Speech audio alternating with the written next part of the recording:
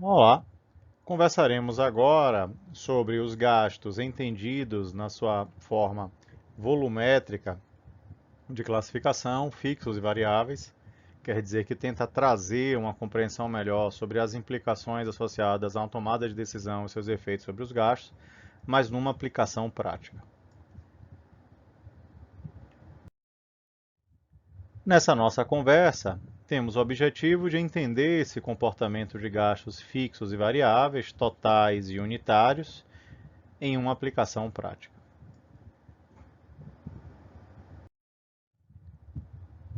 De conversas anteriores, vimos que, sob o ponto de vista gerencial, de análise da decisão e suas consequências, os gastos eles poderiam ser classificados em fixos, que são aqueles que não oscilam conforme produção e vendas, e variáveis, que são aqueles que oscilam conforme produção e vendas. A compreensão dos gastos fixos e variáveis totais e unitários dá origem ao que chamamos de análise custo-volume-lucro, uma tentativa de entender sobre custos e lucro, quer dizer, resultado, as implicações associadas aos volumes de produção e vendas.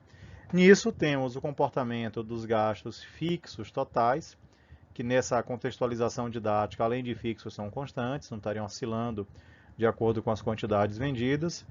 Os gastos variáveis, que aí oscilam com as quantidades, à medida que a quantidade aumenta, o gasto aumenta também. Mas, quando trazido para análise na forma unitária, quer dizer, o fixo unitário ele seria decrescente, isso aqui caracterizaria as economias de escala, mas a análise de curto prazo faria com que os variáveis unitários não sofressem alterações. Essa análise custo, volume e lucro é de fundamental importância para poder, então, tentarmos entender, sob o ponto de vista gerencial, o comportamento dos gastos e os efeitos das decisões tomadas.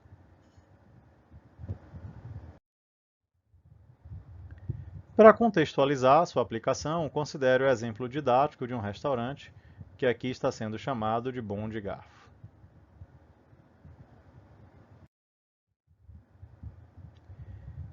E o contexto diz que esse restaurante serve atualmente 3.000 pratos por mês, tem custos fixos da ordem de 12.000, variáveis da ordem de 15, pratica um preço de venda de 10 por prato e teria uma capacidade de até 5.000 pratos por mês. Ora, o que nós já vimos também de aulas anteriores é que a visão do gasto fixo era limitada ao curto prazo, porque aquele gasto fixo pode ser entendido como fixo, não associado aos volumes de produção e vendas, dentro de um horizonte temporal limitado. Então, o limite seria a capacidade. O que é que isso aqui quer dizer? Que até 5.000 pratos por mês, os gastos fixos não oscilarão e serão iguais, então, a 12.000.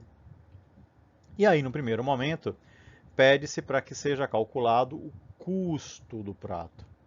Então, se eu vou calcular o custo do prato, aí eu estou entendendo o custo unitário dessa operação, aí a análise é bastante simples, porque para calcular o unitário, eu vou obter o custo total, e quem vai ser o custo total? Vai ser a soma, né, dos gastos fixos e dos gastos variáveis, quer dizer, 12 mais 15.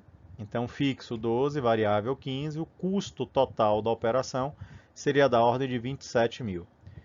Como essa operação serve 3.000 pratos por mês, então se eu divido 27 por 3, aí eu acabo descobrindo que o custo de cada prato é da ordem de 9. Que custo é esse? Uma só palavra, muitos adjetivos. Esse seria o custo total unitário do prato. A soma aí dos gastos aí relacionados do prato seriam iguais a 9.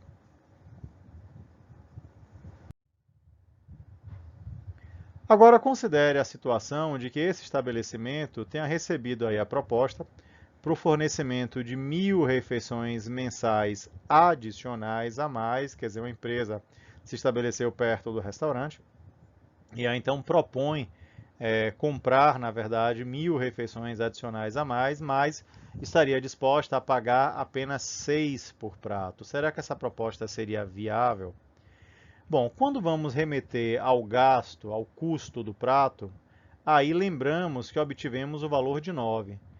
Obviamente, o questionamento seria, uai, Como é que eu vou poder vender por 6, que é o que está sendo proposto, algo que me custa 9?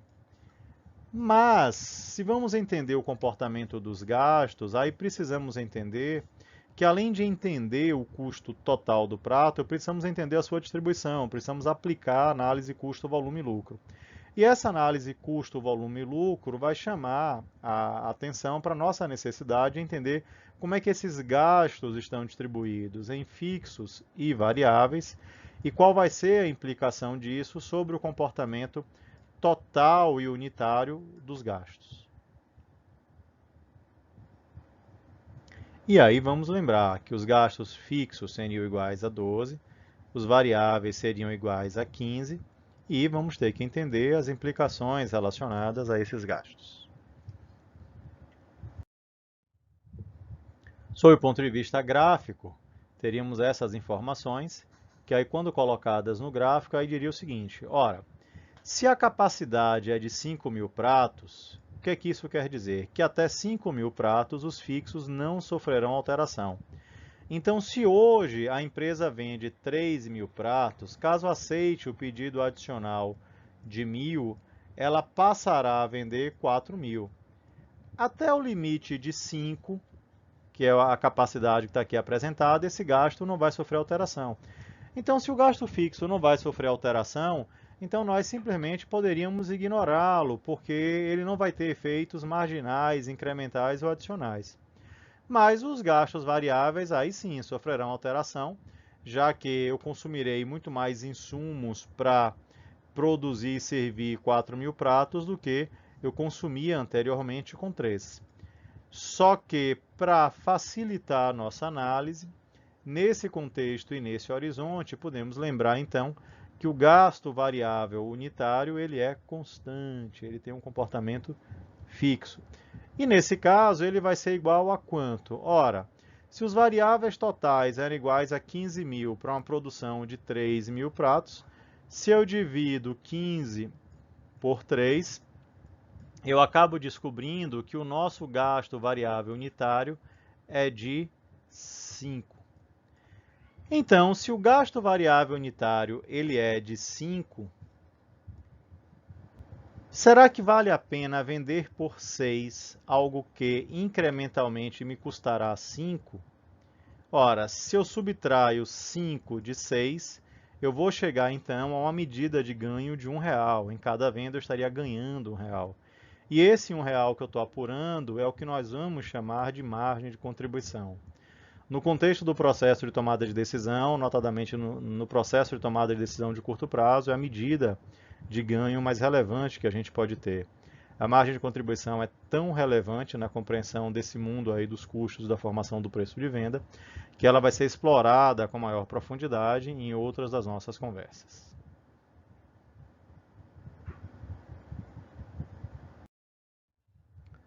Com isso, esperamos ter alcançado o objetivo pretendido para a nossa conversa, que envolvia entender o comportamento aí desses gastos fixos e variáveis, quer dizer, em sua forma total e unitária, numa aplicação prática, quer dizer, na análise de um processo de tomada de decisão em um restaurante. Bons estudos!